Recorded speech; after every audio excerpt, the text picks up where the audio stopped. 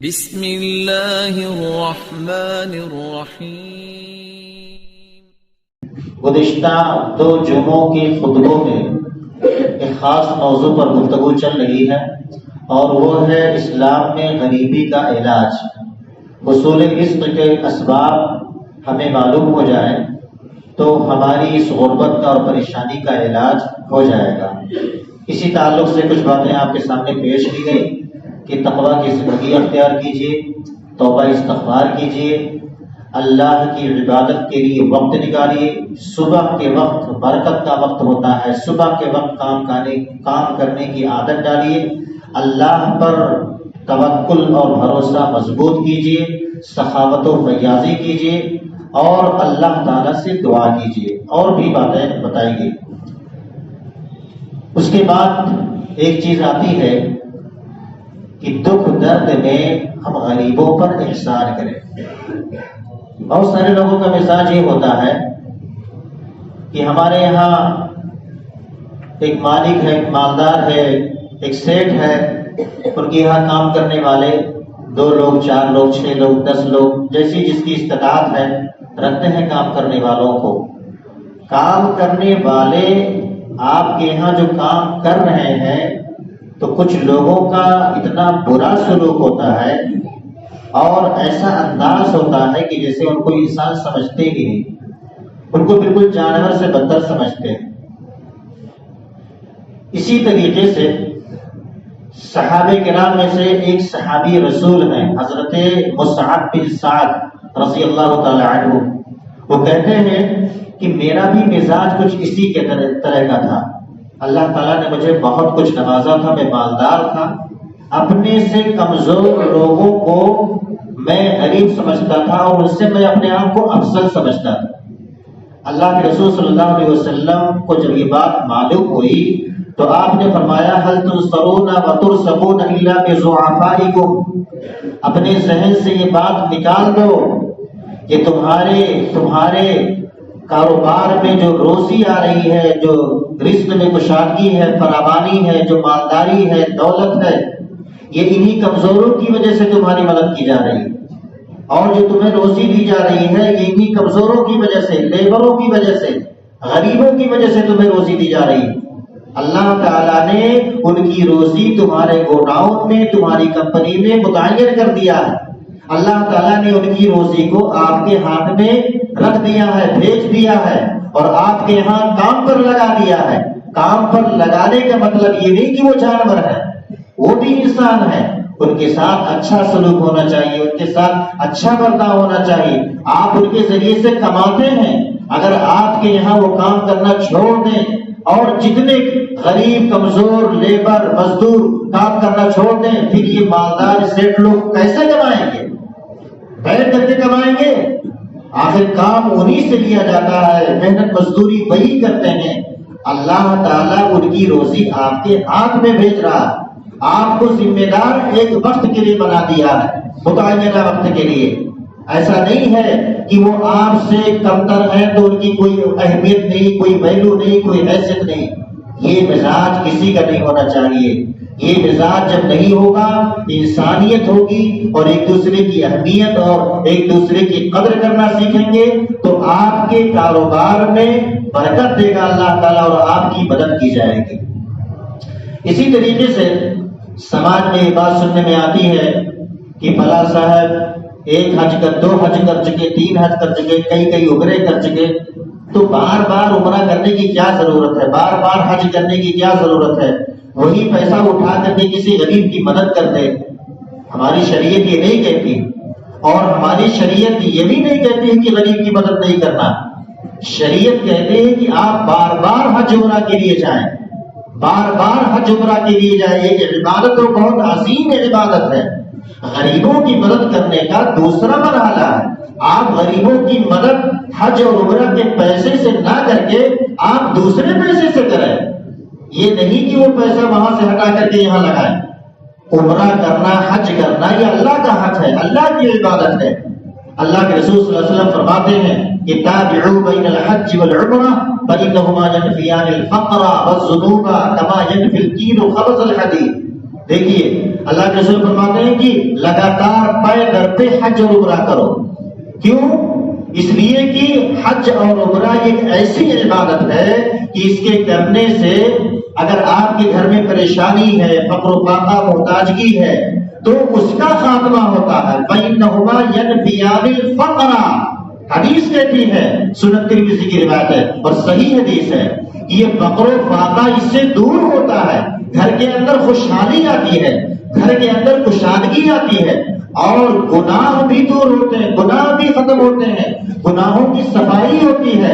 بالکل اسی طریقے سے جس طریقے سے لوہار بھٹی کے اندر پرانے لوہے کو ڈال کر کے اور لوہے کے زنگ کو اس کے میل کچیل کو صاف کرتا ہے، اسی طریقے سے یہ حج اور عمرہ کرنے سے انسان کے نام اعمال سے گناہ جھڑتے ہیں، گناہ صاف ہوتے ہیں. تو ہمارا یہ کہنا کہ بار بار حج عمرہ کرنے کی کیا ضرورت ہے، وہی پیسہ اٹھا کر کے یہاں لگا دیا جائے، گویا کہ آپ ایک عظیم عبادت سے اس کو روک رہے ہیں. ایسا نہیں ہونا چاہیے، بلکہ اگر اللہ توفیق دے، اگر آپ نے عمرہ کیا ہے تو حج کرنے کی تیاری کریں، اگر آپ نے حج کر لیا ہے تو عمرہ کے بارے میں بھی پلان بنائے، سوچیں، تیاری رکھیں، نیت میں رکھیں. اس لیے کہ وہاں اللہ کے گھر کی زیارت کرنے وہی جاتے ہیں جن کو اللہ بلاتا ہے، جن کو اللہ توفیق دیتا ہے. اور یہ تو بڑی سعادت کی بات ہے کہ اللہ تعالیٰ آپ کو بار بار توفیق دیتا ہے اور آپ بار بار خانہ کعبہ کی زیارت کرتے ہیں. وہاں جا کر کے آپ جو عبادت کریں گے، جو دعا کریں گے، اس کی بات ہی کچھ اور ہوگی. 1,00,000 نمازوں کا ثواب ایک وقت کی نماز کی ادائیگی کا، یہ معمولی ہے. اس لیے یہ سوچ، یہ مزاج سماج کا یہ کہنا غلط ہے. تابعوا بین الحج والعمرہ، لگاتار حج اور عمرہ موقع ملے تو کرنا چاہیے. اسی طریقے سے تیسری چیز نکاح. لوگ نکاح کرنے میں، شادی کرنے میں عام طور سے دیکھا جاتا ہے کہ وہ ڈیلے کرتے رہتے ہیں. کیا ان سے جب سوال کیا جاتا ہے بھائی کیوں آپ تاخیر کر رہے ہیں، ابھی بچہ کما نہیں رہا، اپنے پیر پہ کھڑا نہیں ہوا ہے، حالانکہ اس کی عمر 22 سال 24 سال 25 26 سال کراس ہوگی، لیکن یہ کہا جا رہا ہے کہ ابھی کچھ کما لے، کچھ پونجی بنا لے، اپنے پیروں پر کھڑا ہو جائے، تھوڑی پریشانی ہے، تنگی ہے. اسی تنگی کا حل تو نکاح میں ہے، اسی پریشانی کا حل تو اسی نکاح میں اللہ نے رکھا ہے. اور میں یہ نہیں کہ میں اپنی طرف سے نہیں کہہ رہا ہوں، بلکہ سورہ نور آیت نمبر 49 اٹھا کر کے دیکھ لیجئے، اللہ تعالیٰ خود فرماتا ہے وَأَنكِحُوا الْأَيَامَ مِنكُمْ وَالصَّالِحِينَ مِنْ عِبَادِكُمْ وَإِمَائِكُمْ إِنْ يَكُونُوا فُقَرَاء يُغْنِهِمُ اللَّهُ مِنْ فَضْلِهِ. تم اپنے میں سے وہ مرد جو بغیر نکاح کے ہیں، وہ عورتیں جو بغیر نکاح کی ہیں، ان کی شادی کرا دو. غلاموں سے، لوڈیوں سے، جو نیک لوگ ہیں ان سے نکاح کرا دو. اب جو بے نکاح کے ہیں، بغیر شادی کے ہیں، اس کی دو شکلیں ہو سکتی ہیں. یا تو ابھی ان کی شادی ہوئی ہی نہیں ہے، بالغ ہو چکے ہیں، شادی ابھی تک ہوئی ہی نہیں، ان کی شادی کرانا ہے. یا ان کی شادی ہوئی تھی لیکن بیوی کا انتقال ہو گیا اور ابھی ان کی عمر 35 سال 40 سال 45 سال 50 سال کے اندر ہی ہے، بیوی کا انتقال ہو گیا. ایسے لوگ سماج کے اندر بہت سارے ہیں، ان کا نکاح کرانا چاہیے، انتظام کرنا چاہیے، ہیلپ کرنا چاہیے، رہنمائی کرنا چاہیے، رشتہ بتانا چاہیے. اور صرف مردوں والے کا معاملہ نہیں، بلکہ بہت ساری خواتین بھی ایسی سماج کے اندر ہیں، بہت ساری ایسی ہیں جن کے شوہر کا انتقال ہو گیا ہے، بیوہ وہ بیچاری بیوہ اپنے گھر میں بیٹھی ہے اور ان کی عمریں بھی 35 40 سال 45 سال ہے. اب اس عمر کے اس مرحلے میں بغیر نکاح کے، بغیر شادی کے رہنا یہ انسان کی فطرت کے خلاف ہے. یہ انسانی ضرورت ہے، فطری ضرورت ہے. شادی کے ساتھ رہنا، نکاح کے ساتھ رہنا. کوئی عورت ایسی ہے کہ جس کی شادی ہوئی تھی، کسی بات پر مطلقہ ہو گئی، طلاق شدہ ہو گئی، گھر کے اندر بیٹھی ہے. اب اس کا یہ مطلب نہیں کہ وہ شادی نہیں کر سکتی ہے یا شادی کرنے کے لائق نہیں ہے. وہ ہماری اور آپ کی ذمہ داری بنتی ہے کہ آپ اس کے لیے راستہ ہموار کریں، آپ اس کو رشتے بتائیں، آپ اس کی رہنمائی کریں. یہ اس میں سارے لوگ مجرم ہیں. ایک تو ویسے ہی اللہ کی طرف سے لڑکوں کی پیدائش کم ہے لڑکیوں کے مقابلے میں، لڑکیوں کی پیدائش کی شرح زیادہ ہے لڑکوں کے مقابلے میں. اور اس پر بھی اگر کسی شوہر کا انتقال ہو گیا تو بیچاری وہ عورت بیوہ بن کر کے پوری زندگی گزار دیتی ہے. طلاق ہو گیا اتفاق سے مطلقہ ہو کر کے زندگی گزار رہی ہے. اور اسی طریقے سے وہ شوہر بیوی کا انتقال ہو گیا، بیوی کا انتقال ہو گیا، شوہر بغیر شادی کے بغیر نکاح کے زندگی گزار رہا ہے، اس کی نگاہیں خراب ہو رہی ہیں، زندگی بہکنے کا خطرہ اندیشہ رہتا ہے. بہت سارے واقعات ایسے ہیں کہ یعنی شوہر کا انتقال ہو گیا اور عورتیں بے راہ ہو گئی، عورتوں کا راستہ غلط ہو گیا، بہت سارے مرد ان کے راستے غلط ہو گئے. سماج نے ان کو اس طریقے سے بانٹ کر کے رکھا ہے بندش میں کہ اگر تم نے اس عمر میں شادی کر لی تو تمہارے لیے خیر نہیں ہوگا، تمہارے لیے اچھا نہیں ہوگا. گھر کی طرف سے بندش ہوتی ہے، ماحول کی طرف سے، رشتے ناطوں کی طرف سے. اس میں سارے لوگ مجرم ہوں گے اگر اس سے کوئی غلطی ہوگی، کوئی گناہ ہوگا. اسی لیے شریعت کا حکم ہے کہ مرد کے لیے 1 سے 4 شادیاں کرنے کا، 1 سے 4 شادی کر سکتا ہے، 1 2 3 4 تک کی اجازت ہے، 4 شادیوں کی اجازت ہے. کیوں؟ ایک مسئلہ تو یہ حل ہوگا کہ لڑکیوں کی پیدائش زیادہ ہے، لڑکوں کی کم ہے، تو اس سے وہاں پر وہ لیول یعنی برابر ہوگا. تو یہ ساری چیزوں کے بارے میں ہم عوام سوچتے نہیں، بلکہ جو بغیر شادی کے جن کی بیوی کا انتقال ہو گیا، جن کے شوہر کا انتقال ہو گیا، ان کے بارے میں بھی نہیں سوچتے ہیں. اگر کوئی غلطی ہوتی ہے تو سارے لوگ مجرم ہوں گے، اور جب سارے لوگ مجرم ہوں گے تو ظاہر سی بات ہے برکت کا نزول کہاں سے ہوگا؟ جب ہم مجرم ہو کر کے زندگی گزاریں گے، گنہگار بن کر کے زندگی گزاریں گے تو برکت کا نزول کہاں سے ہوگا؟ پریشانیوں کا خاتمہ کیسے ہوگا؟ غربت کا علاج کیسے ہوگا؟ جبکہ غربت کا علاج اللہ تعالیٰ نے نکاح میں رکھا ہے. ان یکونوا فقراء یغنیہم اللہ من فضلہ. آپ کے دل میں جو خدشہ تھا کہ میرا بیٹا ابھی اپنے پیروں پر کھڑا نہیں ہوا ہے، ابھی کما نہیں رہا، ابھی زیادہ نہیں کما رہا، کچھ بنایا نہیں ہے، اسی مسئلے کا حل اللہ بتا رہا ہے کہ اگر وہ پریشان ہوں گے، غریب ہوں گے، کمزور ہوں گے تو اللہ تعالیٰ اپنے فضل و کرم سے مالدار بنا دے گا. نکاح کرنے کی وجہ سے، شادی کرنے کی وجہ سے اللہ تعالیٰ مالدار بنا دے گا، خوشحال بنا دے گا. تو ہمیں آپ کو اس مسئلے پر غور کرنے کی ضرورت ہے. اسی طریقے سے ایک مسئلہ یہ کہ آج کل رشتے ناطوں میں دراڑ اور نفرت دنیا زیادہ رہتی. ایک رشتے دار کو دوسرے رشتے دار سے آپ پوچھیں تو کافی لمبی شکایتیں ہوتی ہیں. آپ پوچھنے جائیں، معلوم کرنے جائیں تو پتہ چلا کئی مہینے، کئی دن، کئی سال ہو گئے اور ملاقات نہیں ہوئی، بات چیت تک نہیں ہوئی، کلام سلام بند ہے، رشتے ناطوں میں دراڑ ہے، ایک دوسرے کو شکایت ہے. شریعت کہتی ہے کہ اگر آپ اپنی پریشانی کو دور کرنا چاہتے ہیں، اپنی رزق میں کشادگی لانا چاہتے ہیں اور اپنے کاروبار کو بڑھانا چاہتے ہیں، بلکہ اپنے عمر کو اور لمبا کرنا چاہتے ہیں، تو آپ رشتے ناطوں کو جوڑیے، رشتے داریوں کے ساتھ صلہ رحمی کیجیے. سیدنا ابو ہریرہ رضی اللہ تعالیٰ عنہ فرماتے ہیں، صحیح بخاری کی روایت ہے، من سرہ ان یبسط لہ فی رزقہ او ینسع لہ فی اثرہ فلیصل رحمہ. جو شخص یہ چاہتا ہے کہ اس کی روزی کشادہ کر دی جائے اور جو شخص یہ چاہتا ہے کہ اس کو لمبی عمر ملے اور اس کی عمر میں برکت ہو، تو اسے چاہیے کہ وہ اپنے رشتے ناطوں کے ساتھ صلہ رحمی کرے. فلیصل رحمہ، صلہ رحمی کرے. یہی چیز ہمارے سماج کے اندر سے غائب ہے، اس لیے سارے لوگ پریشان رہتے ہیں. ہر رشتے دار اپنے گھر میں اپنے رشتے ناطوں کے تعلق سے شکایت لیے ہوئے بیٹھا ہے کہ ہماری اس سے نہیں جمتی، انہوں نے مجھے ایسا کہا، انہوں نے مجھے ایسا کہا، یہاں تک کہہ گئے. دیکھیے کہ یہ وقتی چیز ہوتی ہے، اس کو اگنور کرنا چاہیے، ذاتی مسئلہ نہیں بنانا چاہیے، بلکہ للہ باللہ معاف کر دینا چاہیے، صبر سے کام لینا چاہیے، برداشت کا مادہ پیدا کرنا چاہیے، تب جا کر کے پریشانیوں کا خاتمہ ہوگا. دیکھیے جو باتیں بھی بتائی جا رہی ہیں، کی جا رہی ہیں، یہ قرآن اور حدیث کی روشنی میں باتیں بتائی جا رہی ہیں، اور اس پر ہمارا عمل ہوگا تو جا کر کے ہماری پریشانیوں کا خاتمہ ہوگا. اسی طریقے سے صلہ رحمی کے بعد الحمدللہ آپ لوگ کاروباری آدمی تجارت کرتے ہیں، بزنس کرتے ہیں. کاروبار میں، بزنس میں ایک سب سے اہم چیز یہ ہے کہ بزنس مین جو ہے، کاروباری آدمی جھوٹ نہ بولے. جھوٹ بولنے کی عادت اگر اس کو ہے تو چھوڑ دے پہلی فرصت میں، سچائی کو اپنائے، سچ بولے۔ اللہ کے رسول صلی اللہ علیہ وسلم فرماتے ہیں کہ البیعان بالخیار ما لم یتفرقا فإن صدقا وبینا بورک لہما فی بیعہما۔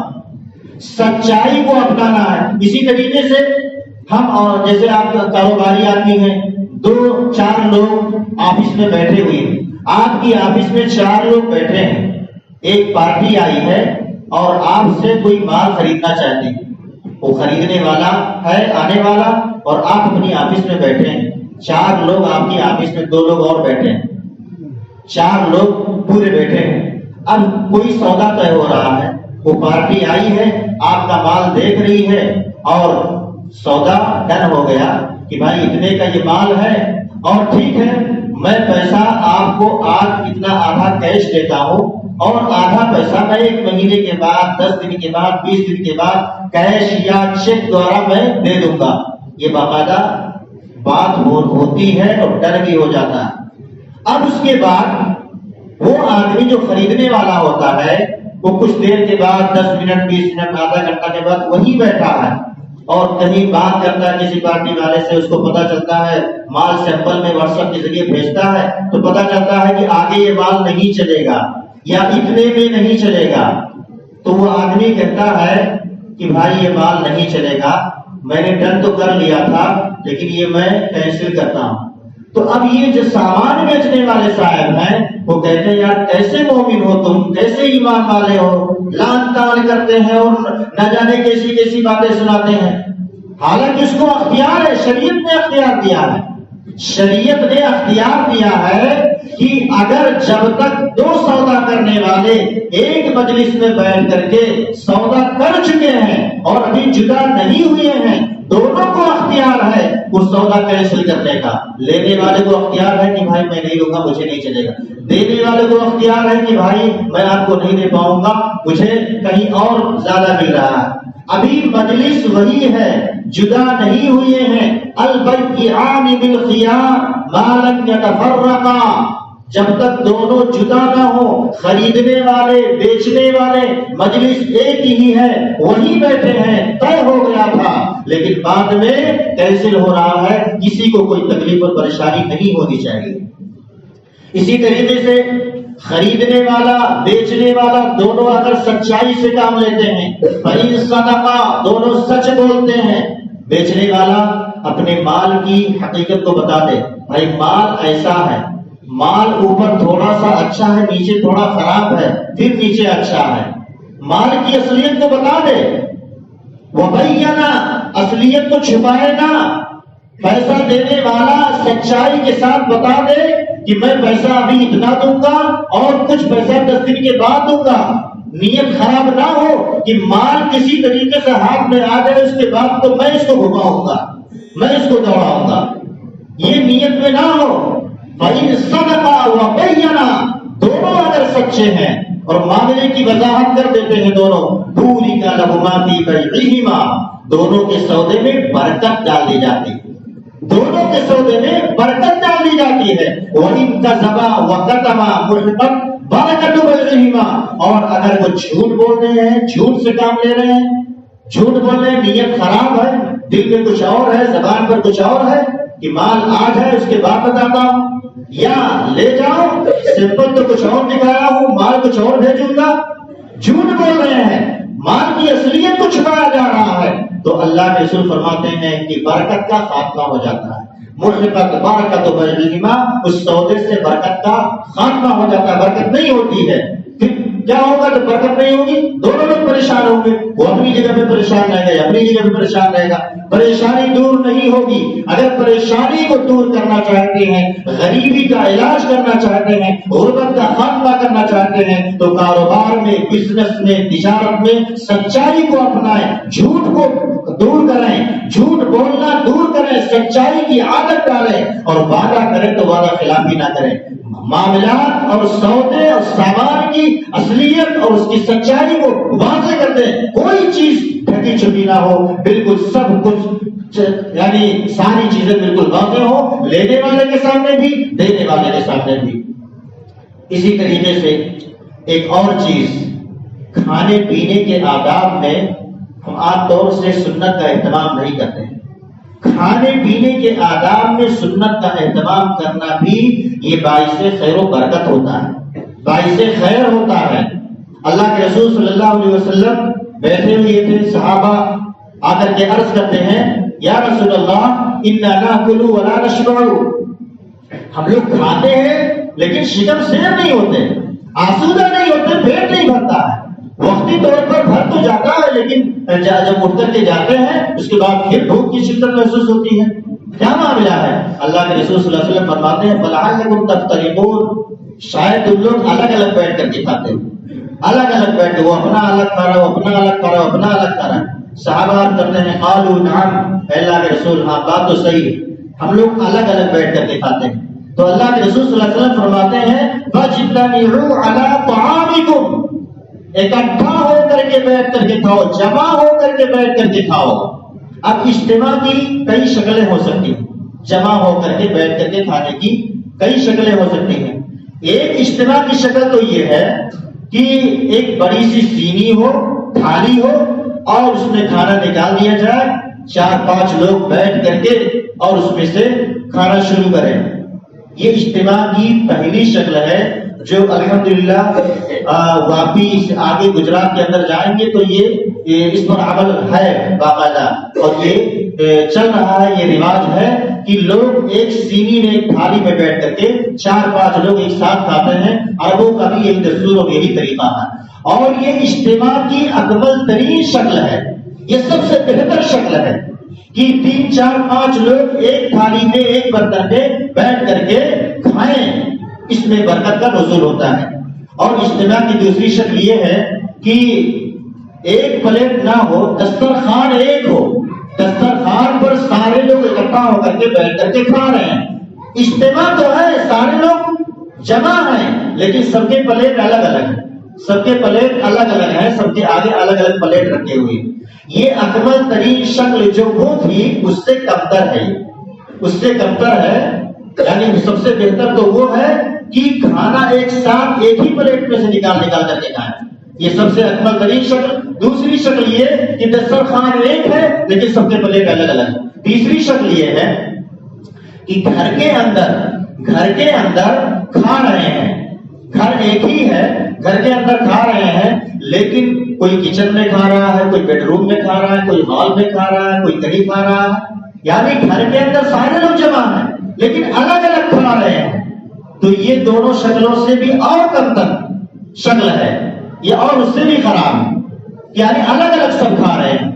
اور ایک چوتھی شکل یہ ہے کہ گھر کے اندر کھا رہے ہیں، گھر کے اندر ہی کھا رہے ہیں لیکن کھانے کا ٹائم الگ ہے۔ اب امی کے کھانے کا ٹائم الگ ہے، بھائی کے کھانے کا ٹائم الگ ہے، ابو کے کھانے کا ٹائم الگ ہے۔ گھر میں سب گھر ہی میں کھا رہے ہیں لیکن برتن بھی الگ، ٹائم بھی الگ، جگہ بھی الگ، سب کچھ الگ الگ، بس لیکن جگہ صرف وہی گھر ہے۔ یہ اجتماع کی سب سے بدترین شکل ہے، سب سے بدترین۔ ایک ساتھ کھانا چاہیے۔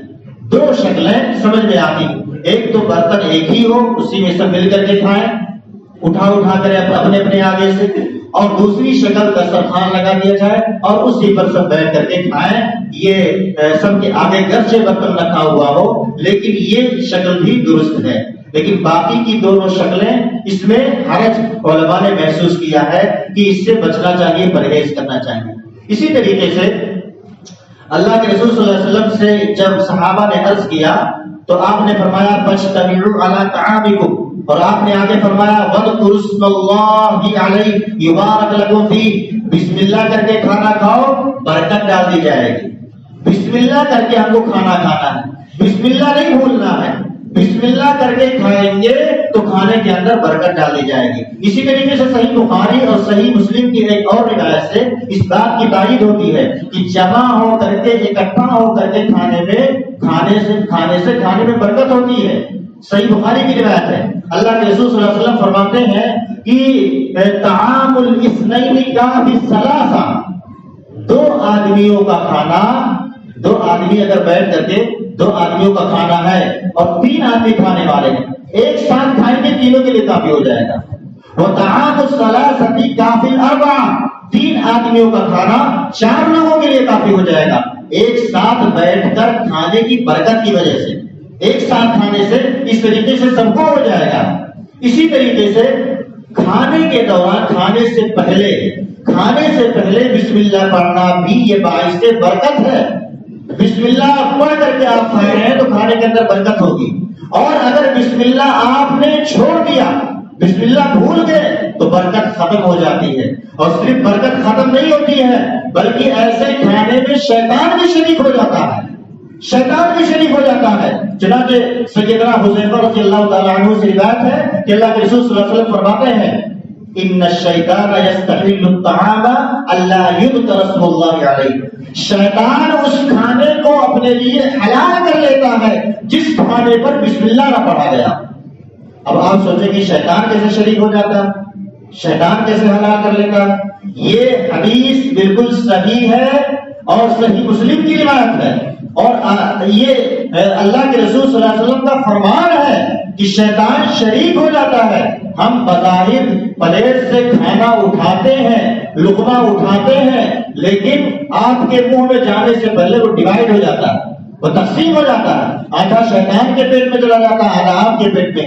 یہی وجہ ہوتی ہے کہ بغیر بسم اللہ کیے ہوئے کھانے والا شخص اس کا کھانا ختم تو ہو جاتا ہے لیکن شکم سیر نہیں ہوتا، آسودہ نہیں ہوتا ہے. اور شیطان صرف کھانے کا معاملہ نہیں ہے بسم اللہ نہ پڑھنے کا. آپ بسم اللہ اگر کھانے میں نہیں پڑھیں گے کھانا کھانے سے پہلے تو کھانے میں شیطان شریک ہو جاتا ہے. صرف کھانے ہی میں نہیں، بسم اللہ چھوڑنے سے شیطان بہت ساری جگہوں میں شریک ہو جاتا ہے. مال میں بھی شریک ہوتا ہے، اولاد میں بھی شریک ہوتا ہے. شادی شدہ ہے، بیوی سے ہم مستری کرنے کے لیے آپ گئے اور آپ نے بسم اللہ نہیں پڑھا، بسم اللہ آپ نے نہیں پڑھا، بیوی سے آپ نے ہم مستری کیا، شیطان بھی اس کام میں شریک ہو جاتا. اب سوچئے کہ جب شیطان جس کام میں شریک ہو گیا، اب اس کے ذریعے سے جو اولاد پیدا ہوگی تو پھر وہ اولاد کیسی ہوگی؟ بسم اللہ نہ چھوڑنے کا کتنا خطرناک نتیجہ، کتنا بھیانک نتیجہ ہے.